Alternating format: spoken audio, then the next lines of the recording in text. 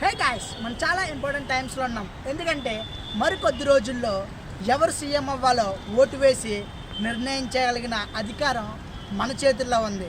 కాబట్టి మీరు ఓటు వేసే ముందు 4 అంశాలు ఖచ్చితంగా మీరు గుర్తుపెట్టుకోండి. అవేంటంటే, మొదటిది ఎడ్యుకేషన్. మీ పిల్లలు వృద్ధిలోకి రావాలంటే ఎడ్యుకేషన్ చాలా ప్రాముఖ్యమైనది. రెండవది హెల్త్. మీ కుటుంబము మరియు సమాజము ఆరోగ్యంగా ఉండాలంటే ఖచ్చితంగా హెల్త్ ఆర్గనైజేషన్ అనేది ఖచ్చితంగా అవసరమైనది. అదేవిధంగా 3 ఇండస్ట్రీస్ అండ్ ఇన్వెస్ట్మెంట్స్. పరిశ్రమలు అలాగే పెట్టుబడిదారులు. ఇవి 2 ఉన్నప్పుడు మన రాష్ట్రం అభివృద్ధిలోకి ఉంటుంది. అదేవిధంగా 4 మానవత్వం.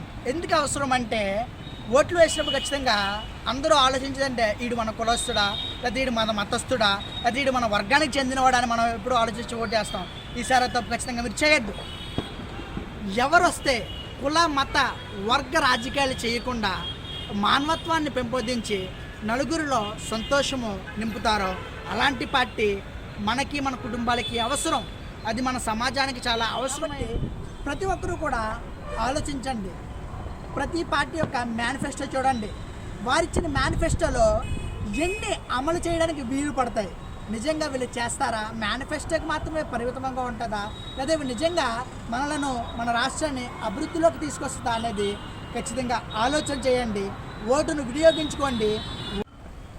అదేవిధంగా మణిపూర్ని జ్ఞాపకం చేసుకోండి.